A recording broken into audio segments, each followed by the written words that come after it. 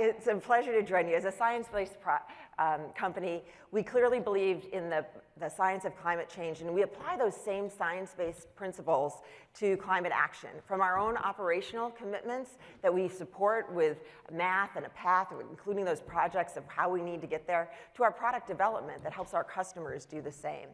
In fact, we've reduced our own greenhouse gas emissions over 78% on an absolute basis since 2002, and including over 38% since 2019. We clearly have a lot more to do, but we are making progress. We are following that math. We are following the science. So we know that the world overall needs climate innovation, and our strategy is to help deliver the next generation of materials to help decarbonize the world.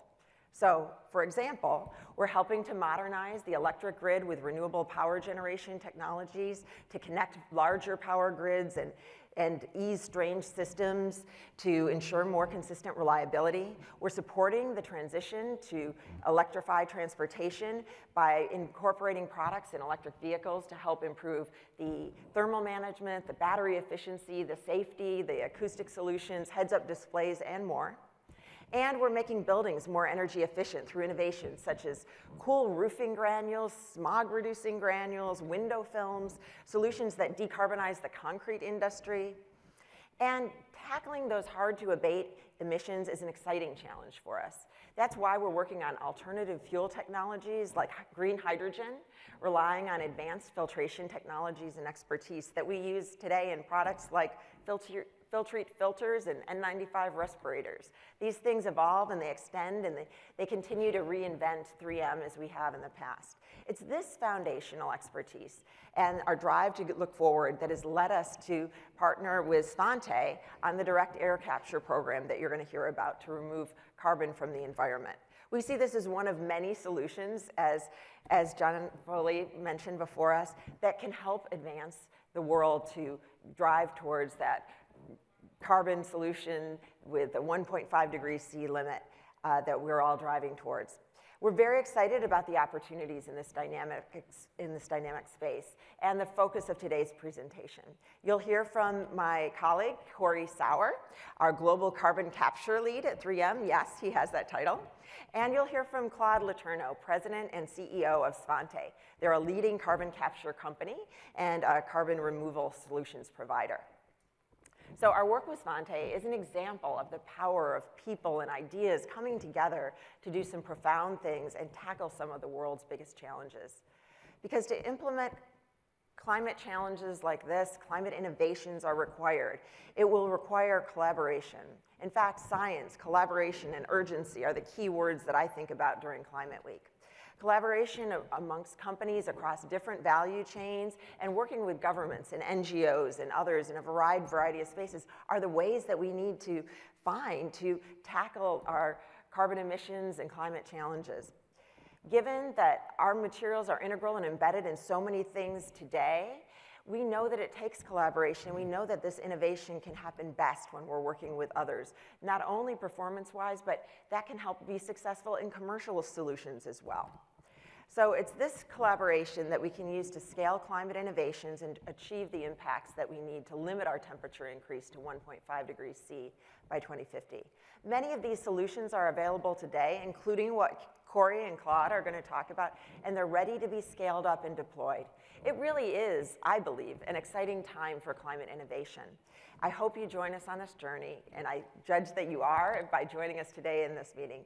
And with that, I would like to introduce Corey and Claude to the stage. Thank you so much. Thank you. Let's go.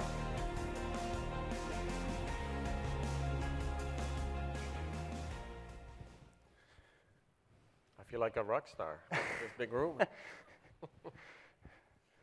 Well, good morning, everybody. So like Gail mentioned, my name is Corey Sauer. I am the Global Carbon Capture Lead at 3M.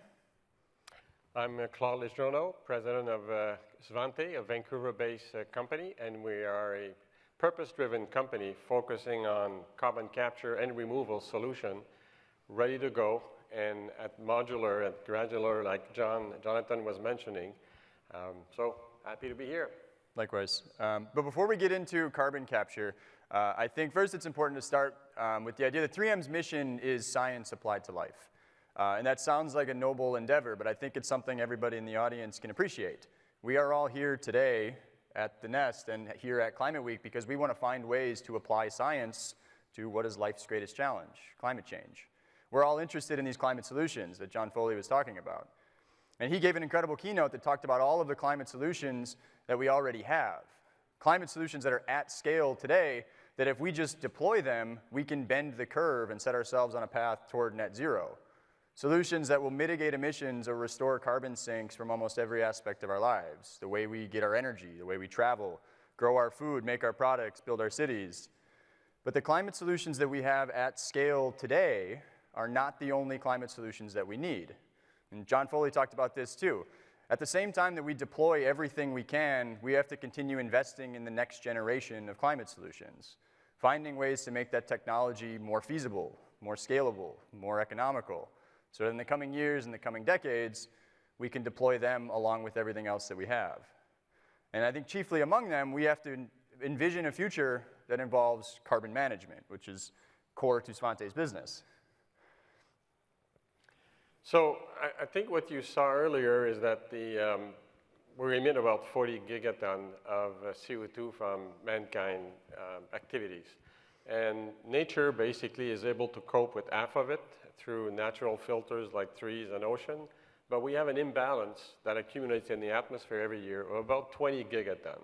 So as a minimum, we need to get to 20 gigaton, and ideally, carbon capture or carbon and removal is about 10 in the capture side, which is avoiding the CO2 going out in the atmosphere, primarily from industrial emission. And then the net zero is the removal of the CO2 that's already in the atmosphere. So the example I can give you, if you walk into your bathroom and you see your bathtub overflowing, what do?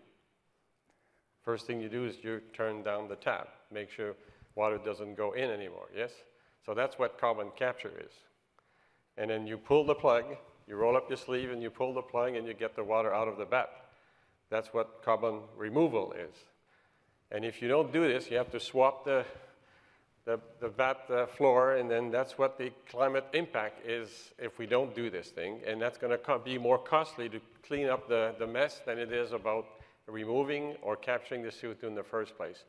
The cost of doing all of this, including renewable electric vehicle, hydrogen, and carbon management as a pillar, has been estimated to be about, in physical investment and infrastructure, $120 trillion. Carbon management is about $2 trillion for 20% of the emission. This is the more bang for your buck. So Jonathan was talking about putting the brakes. This is one of the solutions. It is not the solution. It is one of these solutions that we need to implement readily, and we're ready to go in that industry today. Yeah, and that idea of there being no silver bullet. We're here to talk about direct air capture as a climate solution, not as the climate solution, but it is a pivotal solution in the future for net zero. And when we talk about direct air capture, rather than calling it science applied to life, instead you can think of it as science fiction applied to life. And we don't say science fiction applied to life because we don't understand the science. We do. We understand the science of capturing molecules of CO2, even at low concentrations like 400 parts per million. But you can think of it as science fiction applied to life because, as far as I can tell, the very first reference for direct air capture was written in the year 1870 in the science fiction book 20,000 Leagues Under the Sea by Jules Verne. Now, if you're unfamiliar with the novel, the premise is that the characters are cruising around the world in a submarine. And at one point, the sub gets trapped under the ice at the South Pole. The main character exclaims, "If only we had the chemical methods that would enable us to drive out this noxious CO2. Now, at this point in the book, he's obviously referring to the asphyxiation potential of CO2 on a submarine. He's not referring to the global warming implications. But I think the timing of the book in 1870 was really prescient. Because only 15 years earlier, Eunice Foote, the American female scientist, was the first to discover that CO2 is a greenhouse gas. And then 20 years after the book was published, Svante Arrhenius was the first to propose that if we keep burning fossil fuels and emitting CO2 into the atmosphere, we might warm the entire planet. Now you know why we're called Svante. Arrhenius was not a good name to pick. A little bit of namesake, yeah. But the other thing to take away from that is that 130 years later, we know now that Svante Arrhenius was right, that the CO2 we've emitted into the atmosphere has warmed the entire planet. But we know not only that, but the IPCC has given us incredible models that detail how many molecules of CO2 warm the planet by how many degrees.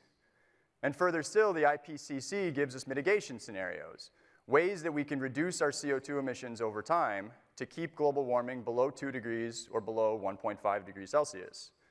So you're looking at those mitigation scenarios right now, 1.5 on the left and 2 degrees on the right. And the purple line in the middle is CO2 emissions. So the important thing to take away is that in all these scenarios, you can see that we reach net zero CO2 by mid to late century. But then if you look at that line, it goes below zero, that we need to become net negative CO2 emissions, that we have to pull more CO2 out of the atmosphere than we emit up into it every single year. That's the idea of carbon dioxide removal. And Claude kind of alluded to this before, but there are lots of ways to do carbon dioxide removal. Direct air capture is not the silver bullet. We should afforest and reforest every acre of land available to us. We should perfect things like soil sequestration in our agriculture practices. We should pursue things like bioenergy with carbon capture and storage. But even after we've done all of those things, and we've used every acre of land available to us, the IPCC predicts that we might need to pull 1 gigaton per year using direct air capture machines. 1,000 million tons of CO2 with direct air capture. Oh, by the way, 20 gigaton is 20,000 plants of a million ton. So, when we build 1 million ton reference direct air capture, there's 20,000 that needs to be developed and deployed over the next 30 years. Daunting. And it's daunting. But like I said, we understand the science. We know how to capture CO2 even from the atmosphere. We've known since 1870.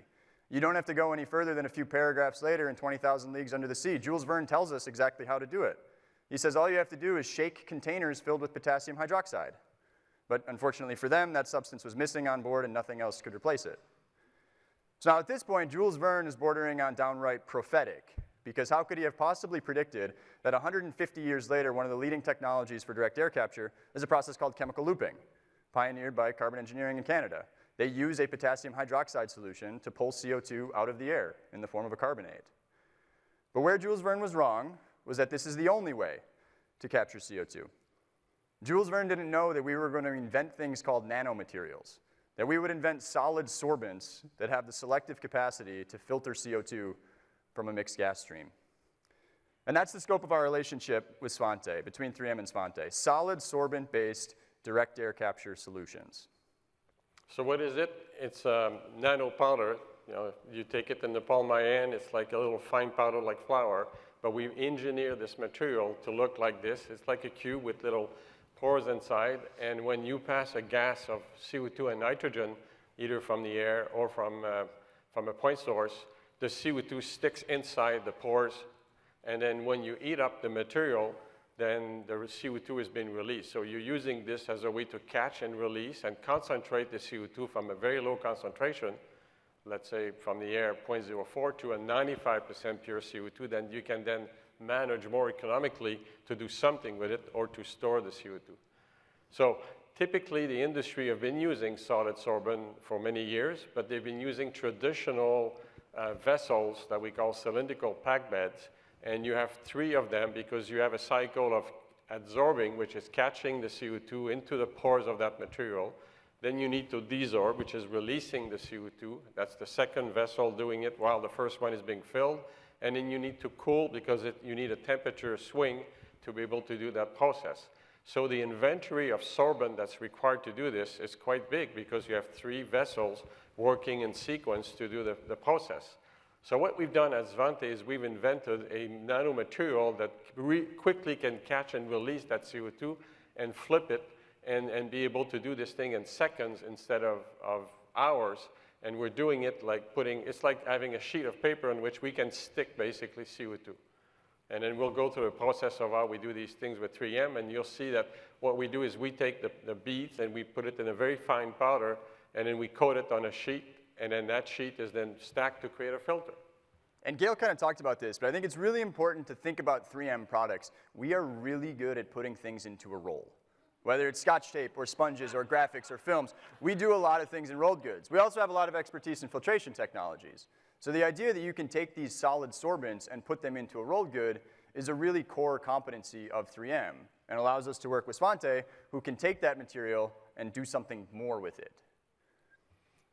So by stacking all these sheets, once we've coated on a sheet of paper, then we can stack these little sheets and create a spacer so we can minimize the pressure drop when you push the air or you push the flue gas through the filter, and then you package them into a box that's modular, and that becomes a filter modules, and then these filter modules are then put into a complete filter bed that you can use to do the filtering. So CO2 flue gas goes right through the filters and sticks inside the paper filter, and then you release it by heating up the system.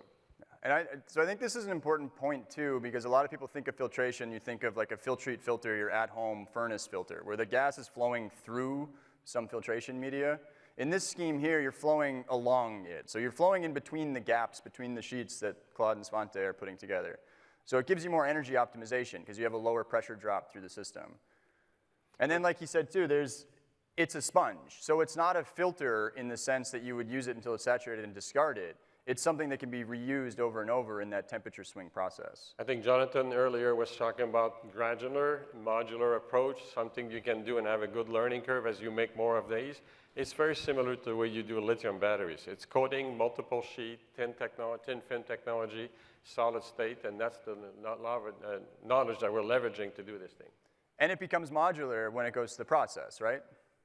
Yeah, so if you put many of these filter modules into a container in which you have a fan, and the fan blows it, basically the air through it, you can catch the CO2 out of it. In the case of air capture, it takes maybe in order of maybe less than 45 minutes and 50 minutes to do the cycle, when in the point source, we do this thing in less than 60 seconds because we have higher concentration material. But when you stack many of these filters into a container, you have a cycle of catch and release and cooling happening within this thing. So you have hundreds of these sea container equivalent that does the filtering and regeneration of that filter continuously. So the overall process is that you go from a nanomaterial, we put it on a sheet, we cut and stack, we put them into a box, and that becomes the contactor to do the catch and release. Very modular approach for manufacturing.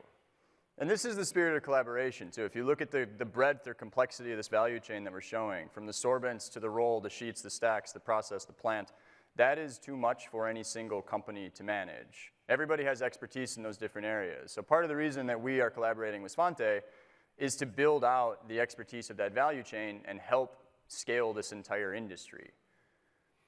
So once you've done this, you need to do something with the pure CO2. So people are looking at doing it in multiple use of CO2, converting it to synthetic aviation fuel and the like. But the one that will give you a permanent lock of that CO2 and putting it back where it came from is basically storage. And storage is a mechanism in which you go deep, about 3 kilometers underneath the surface, and you lock the CO2 into a saline reservoir. It's like making fuzzy water, and over time the salt reacts and create a solid. So that's the way to lock permanently. Right now, around the world, there's multiple CO2 hubs being developed for storage, permanent storage of CO2, and we're quite fortunate here that in North America, we have plenty of safe storage capacity. This technology has been known for about 50 years, operating quite safely in industries. And this is an important point, too, when you look at the overall suite of carbon dioxide removal solutions, is the idea of permanence. When you consider things like nature-based solutions, there's always a likelihood in the next 50 or 100 years those carbon sinks that you've built go away. And we were talking last night about how much wildfire is currently going on in Canada and what the CO2 emissions are of these natural carbon sinks. When you have a scheme like this that allows you for geological long-term sequestration, that CO2 becomes permanently locked away. And as Claude alluded to, ultimately allows you also to pursue future pathways where that CO2 can be utilized in other industries that need to decarbonize but have a hard time without a circular CO2 economy. So I'll use the reference of a million-ton plant. Remember, we need to do 10,000, 20,000 of these million per ton per year CO2 plants. So I think we're going to make a fun exercise of saying how many Post-it does it take basically to make the surface equivalent? Right, right. So if you think about 1 million tons of CO2. So I think, first off, it makes sense to use 1 million tons because the US Department of Energy right now has a direct air capture hubs program. So by the early 2030s, they want to build 4 direct air capture hubs, each of which can capture 1 million tons of CO2. So we're using 1 million tons as our unit of measurement. But imagine, I happen to have one on me. Imagine you have a Post-it note size piece of sorbent on a roll. This sorbent on a roll, the size of a Post-it note, pretend that 3M manufactured this using one of our most advanced manufacturing processes. Inside of it, we packed a sorbent with the highest capacity to pick up CO2. Svante converts it into one of their most sophisticated filter packs, and then it gets deployed into one of the world's most efficient direct air capture processes. In a year, this size piece of material could pick up a few hundred grams of CO2, hundreds of grams. So if you want to get to 1 million tons of CO2, you would need more than 1 billion Post-it note size pieces of sorbent on a roll. You'd have to go around the world 2 to 3 times with the material. And that seems like a lot until you remember that 3M makes enough Post-it notes annually to go around the world 109 times. So if we do 10 gigaton, it means I need to do like 30 times what you do. Exactly. So if you have to get to a gigaton, 1,000 million tons, now you have to do that 30 times over. But Gail mentioned it too. Post-it is one of 60,000 products that 3M makes. We can make a lot of materials in roll-to-roll processes at that scale. So it's big but feasible. It's big, but it's feasible. But it isn't just about how much you make, it's about how quickly you can scale it up. And this is what Jonathan talked about as well. The time value is really important. So consider today, on the planet, through direct air capture facilities, we capture 5,000, 10,000 tons of CO2 per year. 5,000 tons per year. So in 40 gigatons of CO2, that's inconsequential. That's a rounding error. But the DOE has that goal that we're capturing millions of tons by the early 2030s. That means that from where we are today, we have to double capacity every year for the next decade. And that's challenging. Doubling any industry every year is not an easy thing to do, but you can do it. So in November, or the end of the year in 2019, 3M learned about a novel coronavirus that was spreading around China.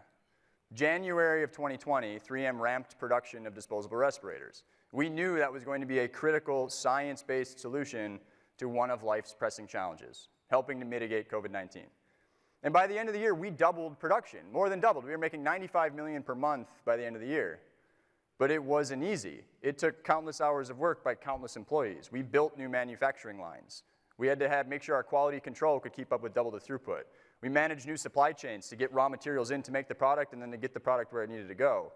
Doubling within a year is really hard to do, but it's something that's possible, and that industry's proven we can do. But we've also said that this is still just 1 million tons.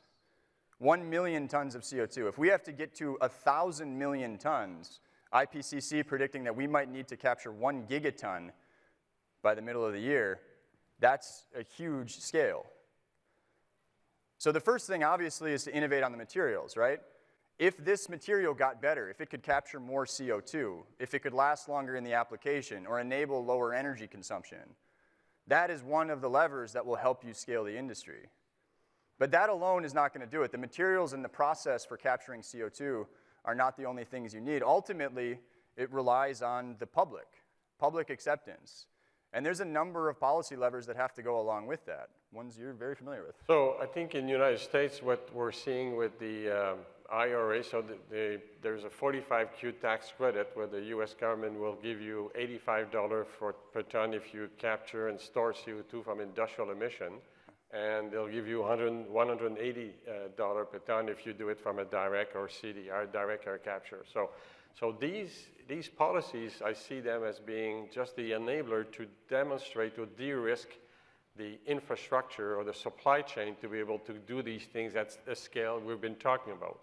So this is, to me, a solution that will have a short life of demonstrating and de-risking the industry.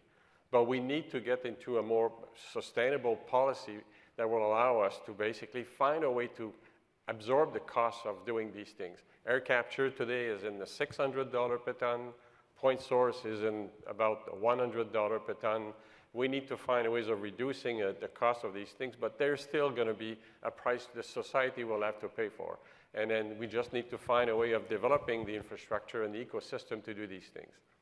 So this is where public-private partnership is happening today to de-risk the industry and make sure that we have people who can make stuff, people who can make capture plants and build them up, people who can build up pipeline infrastructure when you need so. Direct air capture doesn't need it, so that's a good thing and not having to build, but we need storage capacity to put it all in place, and then the business model that allows people to do these things economically.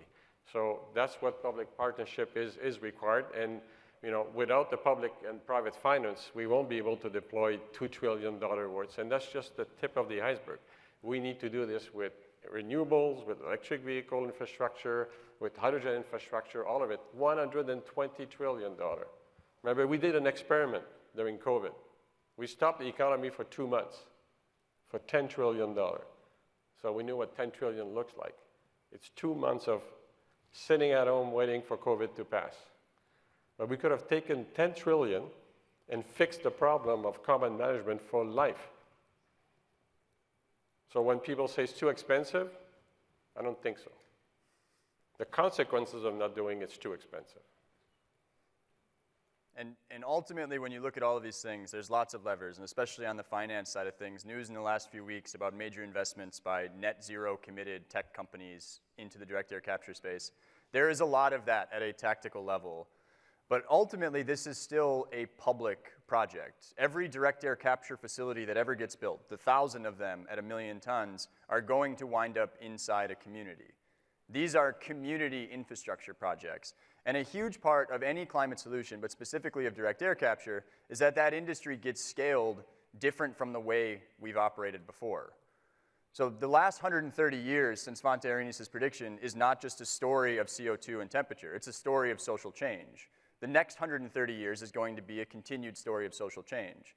So when you build 1,000 community-based plants, it's incredibly important that the communities have a voice, that they get to decide where and to what extent direct air capture gets deployed in their community, that they get to reap the economic or environmental benefits that direct air capture and a carbon market are bringing into their community, and that the entire time DAC providers, owners, and operators are working closely with the community grassroots organizations, making sure that they are brought along every step of the way.